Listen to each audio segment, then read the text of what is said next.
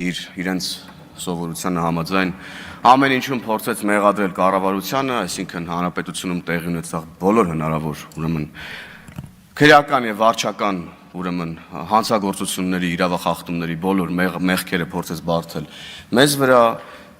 տեղի ունեցած ապաները փողոցներում, չգիտեմ, այս վերջին 3 օրերի ցրտերը եղանակի, այսօր տաք էր երևի, դրա համար ելույթից զուտ հանել էր։ Երեկվա Չեմպիոնների լիգայի ֆուտբոլի արդյունքներն եկեք զեկուցեք, էլի դրա վատ կողմերը բարթեի քաղաքացիական պայմանագիր կուսակցության վրա։ Մեծարգո վարչապետ, հարգելի պատգամավորներ, սիրելի հայրենակիցներ։ Վարչապետը ներկայացրեց 2024 թվականի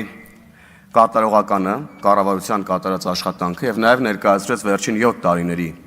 արդյունքները, աննախադեպ արդյունքները, համեմատելով դրանք, ուրեմն դրա նախորդող նույն ժամանակաշրջանի հետ, այսինքն 2011-ից 18 թվականների հետ։ Եվ այո, այդ արդյունքներն աննախադեպ են եւ դրանք միայն վիճակագրական արդյունքներ չեն, այլ երկարաժամկետ ծրագրերի համակարգային ռեֆորմների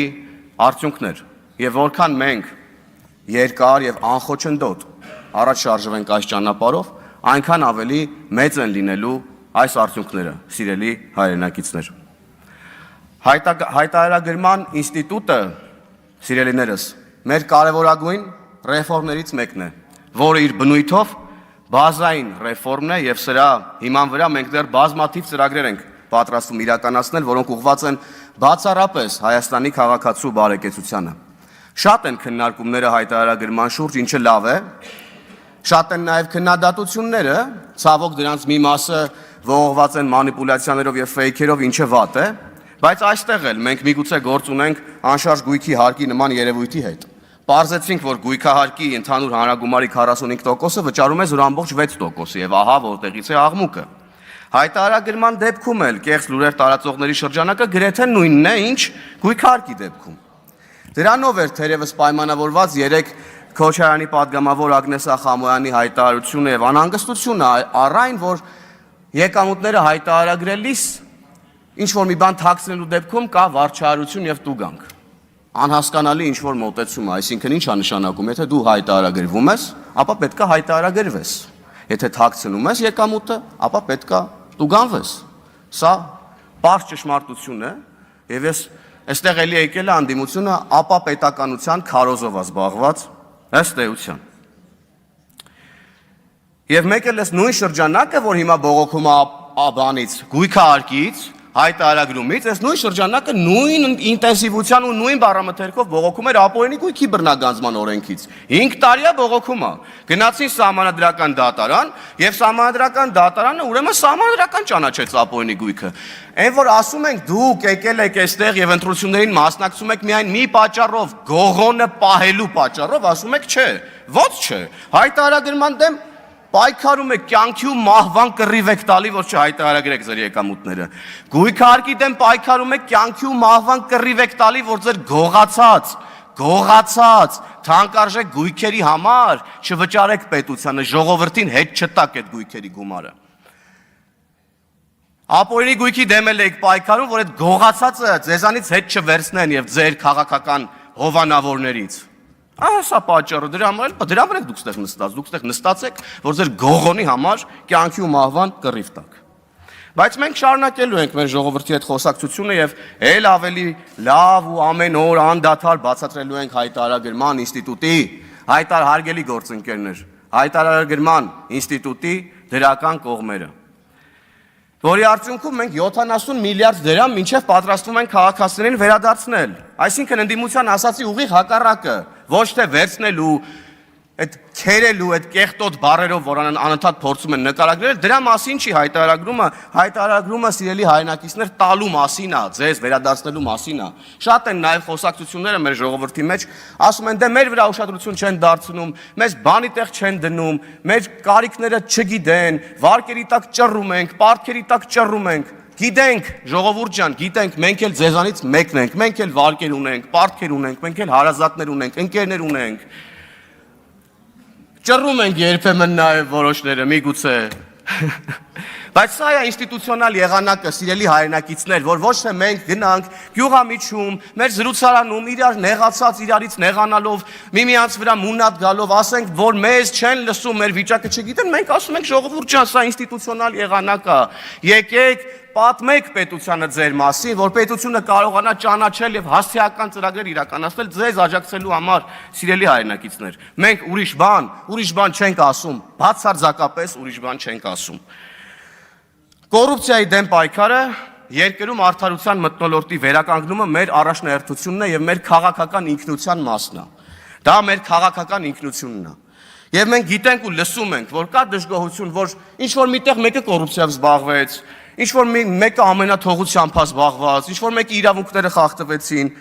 Լսում ենք, sense դժգոհություններ ենք լսում, բայց իմ օրինակով ասեմ, երբ որ փորձում ես գնալ այս դժգոհությունների հետևից ինստիտուցիոնալ եղանակով, հանդիպում ես մի ներողություն, պետք է ասեմ, մի զզվելի երևույթի։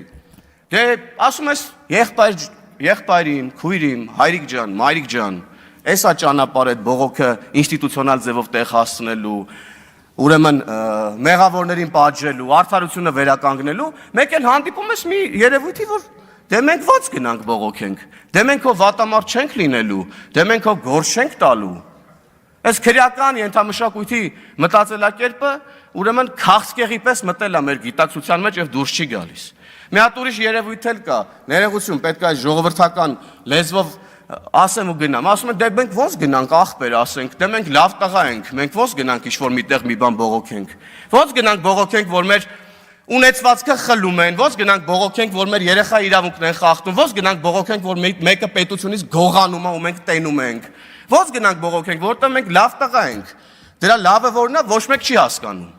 Եվ մենք պետք է հանենք մեր մեջից այս քաղցկեղը, որ կարողանանք առաջ շարժվել։ Հենց այս քաղցկեղային երևույթներն են, սիրելի ժողովուրդ, հարգելի ընկերներ, սիրելի հայրենակիցներ, հայրեր, մայրեր, քույրեր եւ եղբայրներ։ Այս քաղցկեղային երևույթներն են, որ արգելակում են ռեֆորմները եւ դանդաղեցնում են զարգացումը։ Կանգնեցնում են զարգացումը։ Թույլ չեն տալիս, որ մենք ավելի լավ ապագա կառուցենք մեր երեխաների համար, որովհետեւ որքան էլ որ ուզեն քաղաքացիական պայմանագիր կուսակցության падգամավորները, կառավարության անդամները, վարչապետը, ինչքան էլ ուզենք առանց փոխադարձ փոխգործակցության, համագործակցության, մենք չենք կարողանալու ավելի արագ եւ ավելի արդյունավետ առաջ շարժվենք։ Թե համընդհանուր հայտարարագրումը, թե հարկային պարտավորությունները, որ մենք ունենք մեր պետության նկատմամբ, թե ահազանգելու պարտականությունը, որ մենք ունենք մեր պետության նկատմամբ, այս ամենը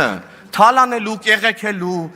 քերելու, գործ տալու, իրար վատություն անելու մասին չեն, այս ամենը պետություն կառուցելու մասին է։ Այս ամենը Հայաստանի Հանրապետության մասին է, այս ամենը մեր մասին է, այս ամենը մեր ապագայի մասին է, սիրելի հայրենակիցներ։